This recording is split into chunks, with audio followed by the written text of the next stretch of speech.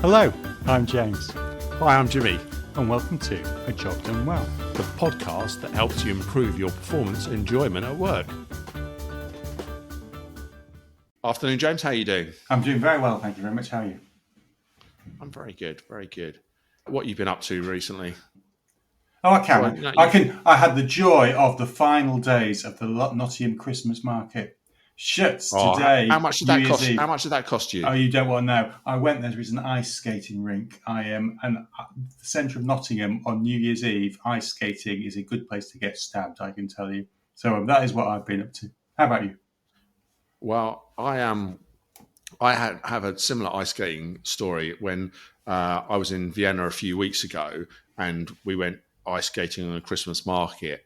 And I hadn't been ice skating since I was a little kid, but I wasn't bad when I was a little kid. Boy, 50 years later, is it a lot harder than you remember it being when you was a little kid? It's damn slippy, that stuff, isn't it? It is, and to add insult to injury, my other half, Vic, she was amazing. She was like, leading me around like I was bloody Bambi. It was slightly humiliating. So yeah, there you go. Anyhow, today we have a special guest, Graeme Rainbird. Welcome, Graeme. Very good to be with you. Thank you for inviting me today.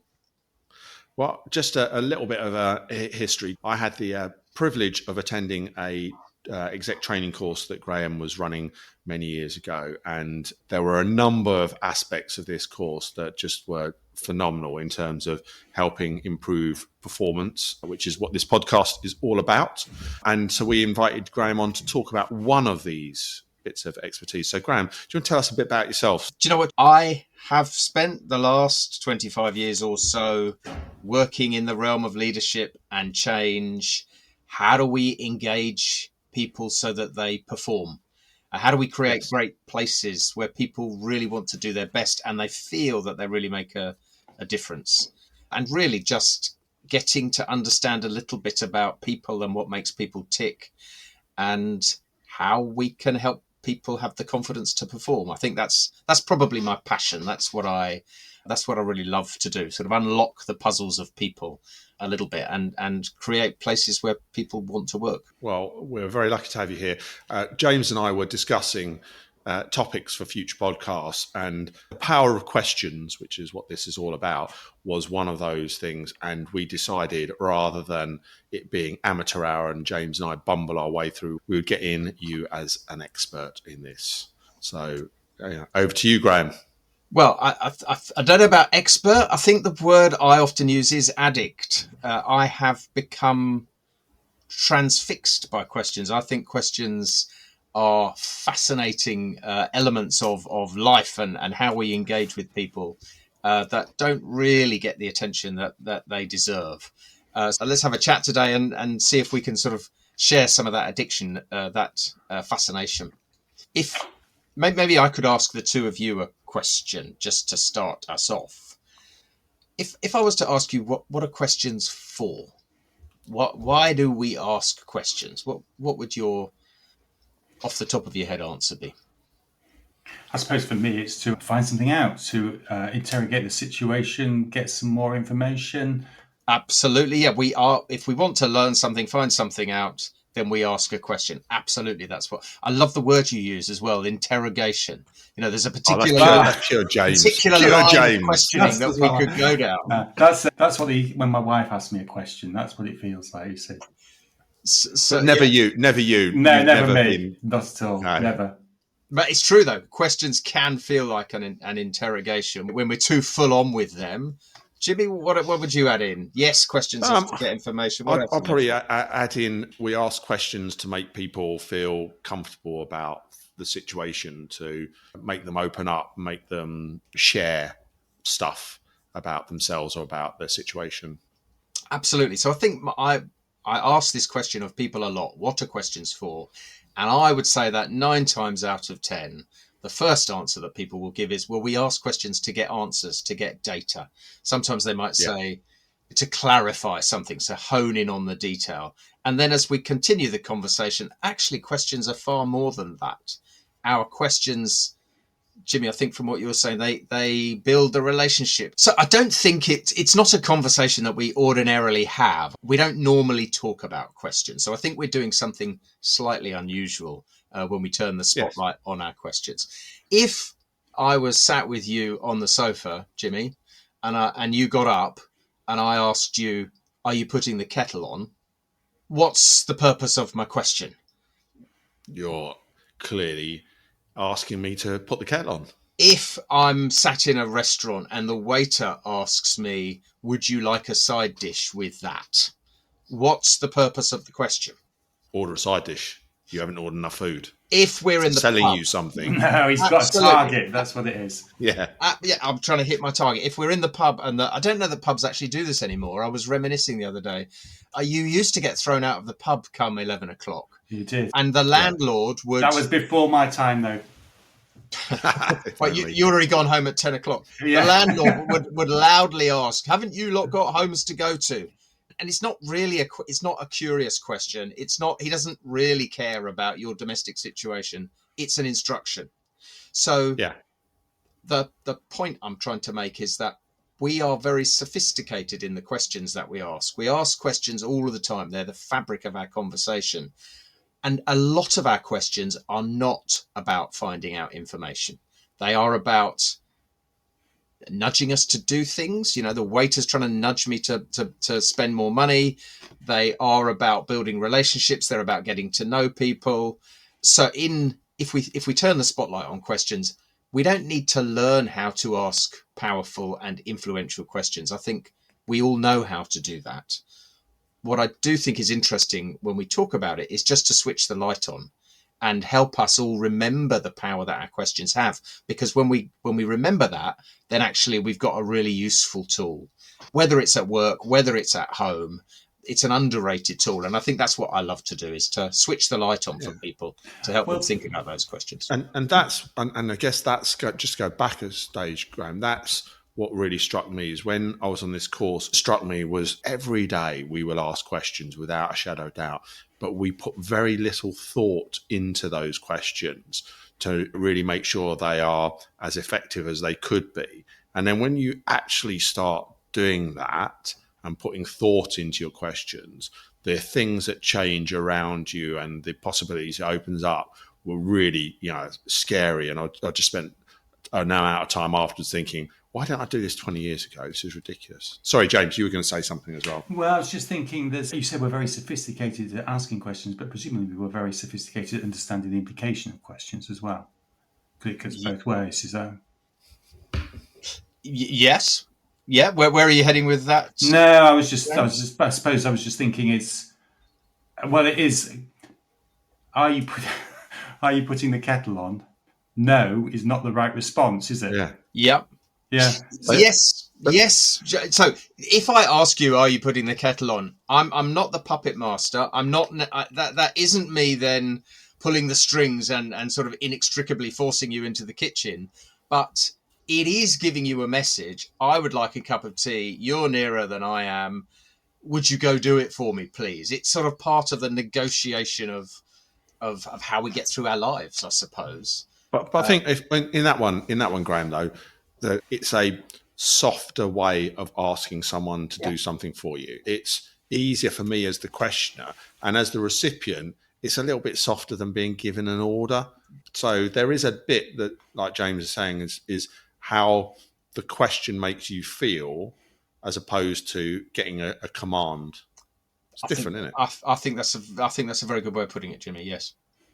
But then I suppose really it's about leading questions, isn't it? Yes. Yeah. Maybe I could tell you. A story that I think was part of me switching the light on, if you like, many years ago, and then actually being quite interesting, Jimmy. You've referred to this session we did, this discussion we had 20 years ago. I'd love to hear some questions or examples from you. How have you put this into practice? Yeah. But maybe I'll give you a bit of a chance to think. It was a Friday evening. I jumped in a taxi. I was coming back from work somewhere, and I was heading across town. I'd had enough of that week, and I just wanted to get home. And the taxi driver, as taxi drivers do, started talking at me. And so I wasn't really engaged in the consciously in the conversation, but he asked what I was doing at the weekend. I asked him what he was doing at the weekend, and he said he was doing some decorating. And a bit of my brain that used to be a decorator was sort of engaged in conversation. And I asked him, "Oh, what room are you decorating?" And he said he was doing the bathroom. Oh, a bathroom. I've done a few of those. They tend to be the worst, absolute nightmare. What are some of the problems that you're having, working on this bathroom? Oh, it has been difficult. The plumbing's not working properly. We haven't had any water for a week. Not had any water. Oh, that must be creating some real inconvenience. What problems is that causing? Problems? You haven't heard the half of it. The bath's been in the bedroom for the last 3 days. My wife banged her toe this morning. Oh, I bet your family are getting frustrated. Oh, God, yeah. Do you know what? I wish I'd never started doing that job. And it was at that point I sort of clicked into the conversation that I was having on automatic pilot. And I realised that this happy, chirpy taxi driver that I jumped into his car sort of 10 or 15 minutes before, was now sort of regretting some of his life choices. And I felt a bit responsible because I could see the conversation I had sort of left him in this sort of minor state of despair. So I consciously then switched on and I asked him, you said you've been working on this for 3 weekends now. I bet there's a bit of it that's looking really good. What are you really pleased with? And he said, well, when you come up the stairs and the bathroom door's open, I'd have to say it does look rather smart. Okay, that's good. Your wife must know that you work really hard. My assumption is a taxi driver, long hours, and yet you do this. What does she say about you putting this effort in? Oh, she knows, and it is inconvenient, but she knows I'm trying to do something for the family. When you've had problems before on this job, how have you solved them? Well, my cousin's a plumber, actually. Do you know what? If I give him a call, I reckon he could come and get this sorted out this weekend. I could probably get the job finished this weekend if I tried. And that's when he got me to Waterloo and I jumped out of the car. So the questions drive the conversations, whether we are aware of them or not. And maybe it's just something that everyone can do more. When you're sat on the bus, just listen. When you're in the shops, in the New Year's sales, just listen to the conversations people are having and the questions that drive and lead where the conversations are going to, because that's what they do.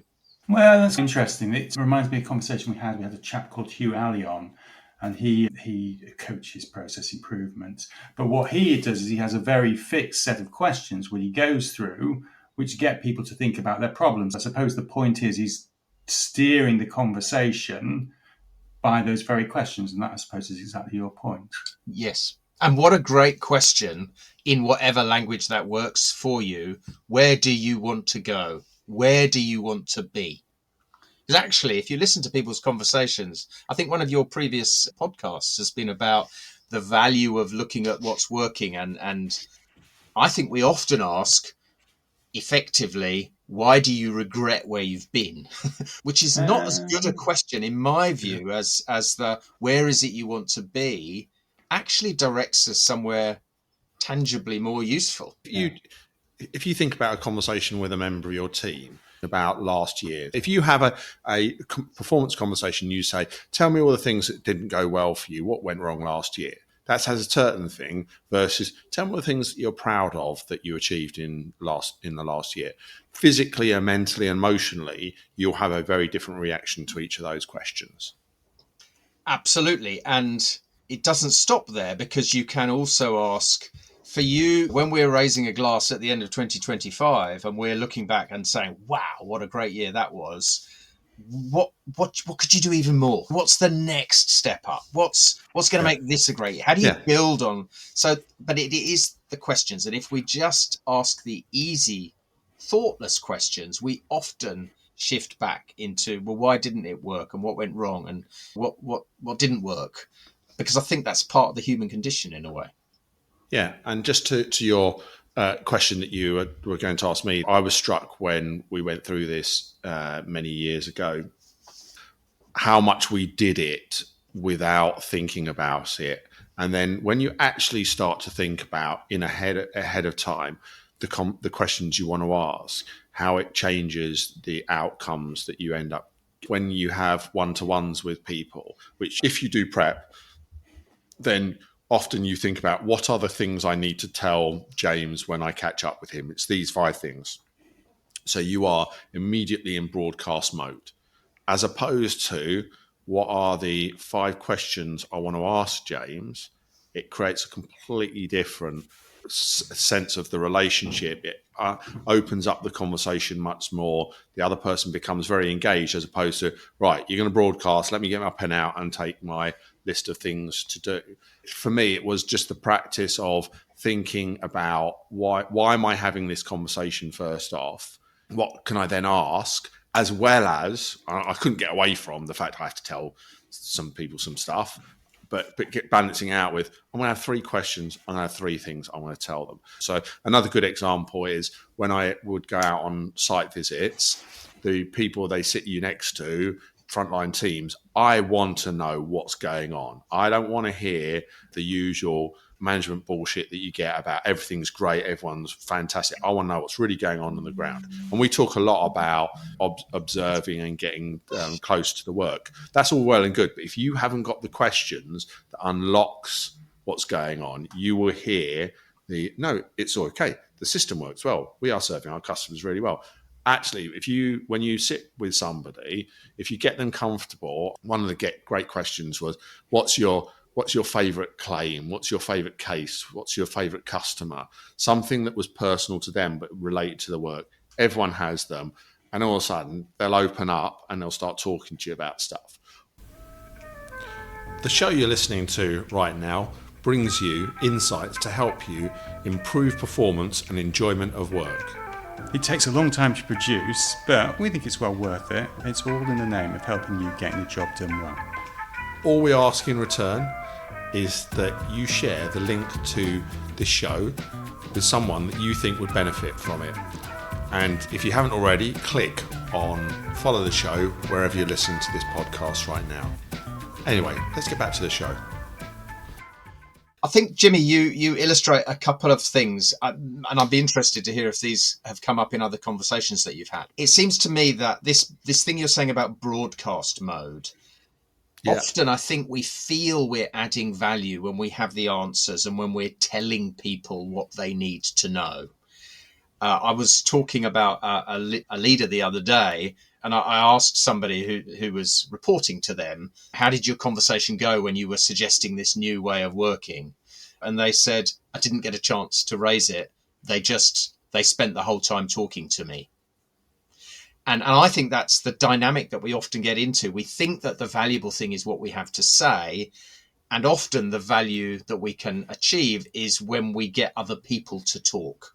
Exactly as you're just describing in those different situations. What's your favorite claim? What do you love about working here? What ideas do you have for how we could make it even better? And so it's the questions that shift the dynamic from people speaking at each other to having an actual conversation and building a relationship and having a dialogue. So, before James himself tells us, he's made up an acronym, which he says is his, which is WAIT. Why am I talking? Yeah. And I think that's a really great example in terms of when you're interacting with people. Why are you talking? Why are you not listening? And James, if I might, that's a question. If your acronym was, I should not be talking, even that internal question, even that internal statement doesn't grab your attention in the way that a question for yourself does. Why am I talking? Actually, that's a good, why am I speaking actually right now? I think I need to hear from them. Well, it's usually ego that gets in the way, isn't it? Yeah, because I know what I know, but what you know is far more interesting, frankly, because I don't know that. Yep. Right, it is ego. It's a mindset thing. Yep. So again, a question from me then. So can you bring this to life? When we first talked to you about this episode, it was just as the Greg Wallace scandal had broken, and we were discussing then, if you were interviewing Greg Wallace, depending on what your purpose of your conversation is with him, would indicate the question you need to ask him, wouldn't it? Greg Wallace, just for those who don't know, is a BBC television presenter who's landed himself in a lot of hot water over his attitude to women. And his historic behaviour on MasterChef, and how, when it came to light, how he blamed all middle-aged women for their attitudes towards him. Yeah. We were asking ourselves, did he get no advice? Who are the people that were talking to him about? And if there's somebody there who wants to protect you, they might ask, how do you think that's going to land? What impression do you think it'll have if you talk about the people that are complaining in this way? Whereas if you are the journalist who's gagging for a sensationalist story, then your intention and desire might be to get a lot more. And so the question that you ask might be quite different. If you're his lawyer, then it might be different again. Yeah, and if you're the BBC exec who wants to protect the BBC's reputation, your question will be different from his family, from the police. All of those different groups have a different question that they would want to ask him. But presumably, what the bloody hell were you thinking is maybe not the best question. Well, if you're his partner, then maybe it is. Well, yeah. Well, funny you mentioned that, because one of the examples I had of the power of questions was the work-related one. The work example I had that's similar to this, not in terms of the behaviour, I hasten to add, but one of my team it had been reported to me that their behaviour wasn't quite what it should be, and so I called them in to talk to them, and they were expecting that the Ferguson hairdryer, just a bollocking that they would get from me. And actually, that's how I felt. I wanted to shout. I was frustrated. I wanted to have a go.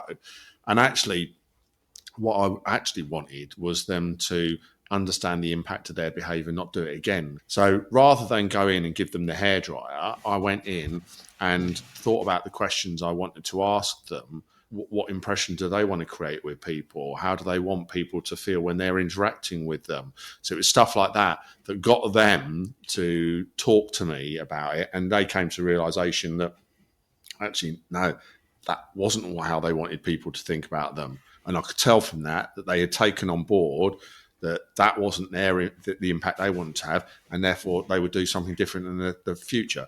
That's the sort of thing where I think you unlock something completely different by thinking quite carefully about the questions you ask. And Jimmy, I love that story because in a way, the person that was most significantly influenced by the questions was you. Because in that moment before the conversation, what actually do I want? And it is quite gratifying to be telling somebody off, maybe. But But if it doesn't change their behaviour, then that might just be for you. What's the point of having the conversation? If it's not going to shift their behaviour or stop it happening next time, then actually what's the point? So if what I want is for them to change their behaviour, then actually them thinking it through and seeing themselves from a different light, questions are great at that. What would our customers think if they'd seen when they see you doing that? I don't know what the story was, but what's the impression we want to create on the new members of the team? Those things force us to sort of reflect on our behaviour and the way we are perceived in a far more powerful way than you coming in and raising your voice and telling someone we know when we've been stupid. Generally, we don't need somebody to tell us. So I guess we've talked a lot about the power of questions, how commonplace they are, how thinking about the purpose behind the conversation is important. What other practical hints and tips would you give people? Because we do this every day. We don't really think about it as much. Give us some other practical hints and tips that's going to help our audience, ask better questions. So one of them, I think, would be don't ask questions beginning with why. Or why not? Well, at the risk of being a smart ass. Why? Yeah. Well, why not? well, why? I knew you were going to go there, James. So predictable. I know. Sorry, I need to caveat that, right? So you should know that I am by training a process guy. And one of the big things we're always taught is the whole 5 whys thing. Yeah. Which is, interrogate down to get to the root cause of something. And that's really helpful, James, because I think I'm holding two different things. One of them is there are moments when we're being scientific and we're trying to understand the world and the conversations we're having are about the facts and the detail. And by all means, go for your whys. Really try to understand what impacts what and how they link. Absolutely. Sorry to butt in. You should know as well that if you ask 5 whys in the go, it's very difficult to do without getting smacked on the nose. But there's another story. Okay, well, maybe that does then link more into the other realm of the relationships and how we create an environment for people to really be confident, to be honest, to be thoughtful. In those contexts, when you're talking to in that example you were just giving, Jimmy, when you're talking to that person, if you ask the question, why did you do that? What is the first word of their response going to be? Because. Because. So you're not and which is why it's helpful from an engineering perspective, I think, James. Why does it work like that? Because when you put this much force, it explains things. Having people explaining their behavior is not the same as having them think about their behavior. So why did you is very different to why did that. And one of the things I've found a lot is when something breaks or there's an accident or, whatever screw up it might be, asking what caused that is a very much more powerful question than asking who caused that, because it just takes you down a totally different track.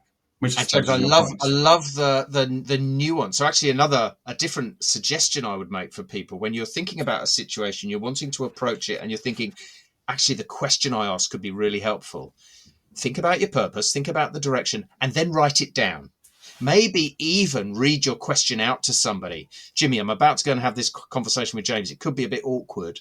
I was thinking I might ask him this. What do you think about this? And sometimes there are particular words or nuances. Let's edit the question so that it really gives the best chance. And you're quite right, James. Sometimes asking what, sometimes asking who. The risk with why is that it doesn't lighten people's thinking and make them thoughtful. It tends to embed people more in the opinion they already have. Why did you do it that way? Because you didn't give me the resources, because I didn't have any time, because that's what you told me to do. And we're sort of locking things down. It feels like an attack, actually. It feels like I'm telling you off when I ask why. And sometimes I might be, but often I'm just curious. I'd love to understand why you did it that way, but we're in defensive mode. So I think that would be a tip. Don't ask. So be careful about the use of why. What else have you got for us, Graeme? So what other suggestion would I make? If I've just presented my vision to you and I'm telling you about the future and I want to check that you've understood what's been said, I could ask you the question, do you understand what I've told you? How are you going to answer that question? I would answer yes and hope they go away. Yeah. Usually, yeah. So even if I don't understand, I'm saying yes. And rarely, but occasionally, somebody might say no. In case that's quite helpful because I can then go and explain. But the chances are, you ask people, particularly when there's a bit of a power dynamic and I'm more important than you, do you understand? Yes, I do, because I don't want to say no. So that I would suggest questions that can be answered yes or no are not really engaging people's thinking often. How might you reframe that question? What did you take from that presentation? Or what did you take from my explanation? Simple as that, James. Simple as that. You're now in a dialogue. You're in a conversation. And what I love when I ask that question, I'm really thoughtful about how I communicate messages to people. But when I ask, what have you understood I'm saying? Actually, it's a great one to ask when you're giving feedback. I've just given you some feedback. These are some things that you're great at. These are some things you could probably pay attention to and do better at. What's the message you've heard from this conversation? Quite often when people play it back, 50% of the time, it's not what I meant at all. Even with my thoughtfulness, it's not what I meant. But that's fine, because I can say, okay, no, it wasn't that at all. What I was trying, and we can go around the loop until we get to enough of a common understanding. So don't ask questions that can be answered yes or no. I can't do this session without asking my favourite question, because I know there are a couple of people who just their eyes will roll. But what is the problem we're trying to fix? So the number of times I've been in meetings and discussions and endless, circling round and round and round, and actually trying to get people just focused on the purpose. I think that's a really powerful question, though I probably don't ask it with as much tact as is possible. That's an interesting one, James, because you're a bit of a legend for that question, and people do appreciate how that helps you focus, and the fact that I've seen that question move groups on many times when they got stuck, refocusing on what's the purpose, what's the problem. I think that's an incredibly helpful question. Yes, you might fire it like a bullet every now and again, You're also aiming to put a rocket up people anyhow. So I'm not sure that's not unintended in that instance. And I would agree with you, James. It is a question that we do not ask enough. What is it we're trying to achieve? In fact, I would challenge you, rather than waiting until you've gone round in circles half a dozen times and you're getting frustrated. We could have a whole different conversation about meetings and how we make good use of people's time in meetings. What is the purpose of this meeting? Yeah. Starting the meeting with, could we just quickly go round and hear what are some of the different purposes that people in this meeting have for giving their time today?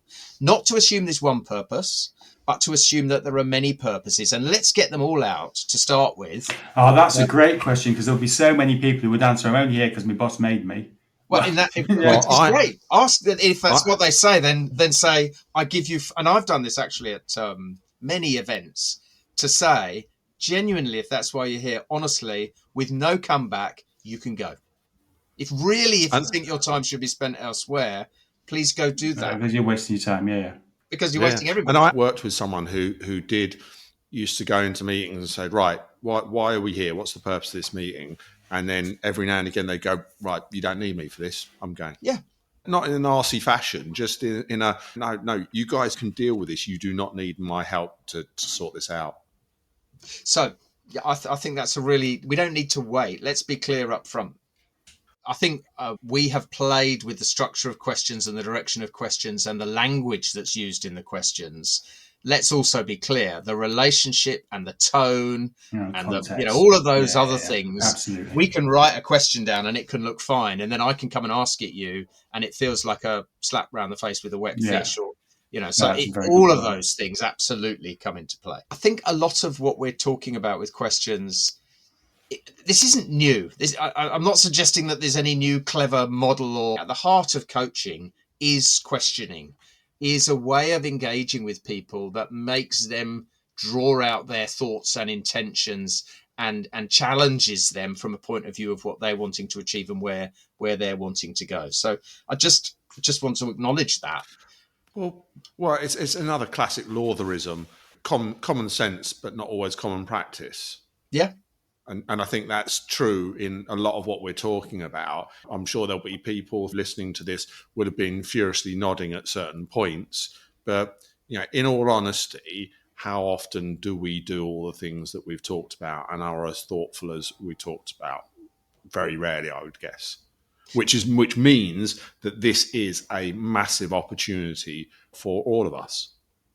Actually, if I hold up questioning as being like this realm of coaching, maybe what that means is, as we go through our lives, maybe more often we should be seeing ourselves that we have the potential to very lightly be coaching the people that we are working with, living with, in relationships with, that they are actually this questioning mode is just very gently, not in a big formal way, but just if we were looking to coach the people that we're with rather than instruct them or order them or ignore them, then how does that slightly shift the sort of conversation we have? Because we're coming in with don't know. No, I completely agree. That's a great thought. But when I think about my partner, I more think about I'm entertaining, I'm her lover, I'm this, that, and the other. A coach? Maybe not. Actually, but I get your point. That's very fair. It doesn't happen very often anymore, but every now and again, my wife will say to me, when I ask a question, she'll say, Graeme, you're not talking to one of your clients now. So with that slightly hard edge. But it's, we have different roles at different times. I've not seen you as a lover and a fighter, Jimmy, but I can see that. I can see you in those different roles, and it impacts how we engage with people. So in summary, we've talked about why questions are important. We've highlighted some of the powerful ways of using questions in terms of building relationships, taking conversations in certain directions. Some of the key things that you talked about, Graeme, were thinking about the purpose of a conversation and then what questions would help you take the conversation in that direction. The use of why, the use of closed questions. But the thing for me is just, it is about being thoughtful about the questions you ask ahead of time I think we miss the power of questions by not being thoughtful about them. Well, that's interesting. So that my big takeaway was maybe I ought to think a little bit before I open my mouth. But that's not bad advice either. Absolutely. Graeme, any final thoughts from you? Yeah, I think it is on one level as simple as that. That as you're walking down the corridor before you knock on the door, but before you pick the phone up, that moment of reflection: where do I want this to go, and what are the questions I could ask that might help us head in that direction? Maybe it's a part of my age, but that as I get older, the less I have to be the one that has the answer. If I am asking a question that untaps the intelligence that others have, then I'm far more likely to hear something interesting. I couldn't agree more. You don't have to have the answer. And that actually, ignorance puts you in a position of real strength. Yeah. So ego, there is a battle with ego here. If I can get over my ego and say, I don't care who's got the best idea. I want to hear the best idea. What do people think? We are in a new realm, and it's probably a damn sight more pleasurable to work with us as well. So on that wonderful nugget for success, we'll call it a day. So thank you, Graeme, and we'll put your details in the show notes if people want to get in touch and find out more about the power of questions and how you can help them. Obviously, from this session, they would have learned that James and I are amateurs at asking questions, but hopefully we will be more thoughtful and better in the future. Been an absolute pleasure, Graeme. Guys. Thanks ever so much for your time. Thank you very much. Cheers now. Thanks, everyone. We cover a whole host of topics on this podcast, from purpose to corporate jargon, but always focused on one thing: getting the job done well. Easier said than done. So if you've got unhappy customers or employees, bosses or regulators breathing down your neck, if your backlogs are out of control and your costs are spiralling, and that big IT transformation project that you've been promised just keeps failing to deliver, we can help. If you need to improve your performance, your team's performance, or your organisation's, get in touch at jimmy@ajobdonewell.com or james@ajobdonewell.com.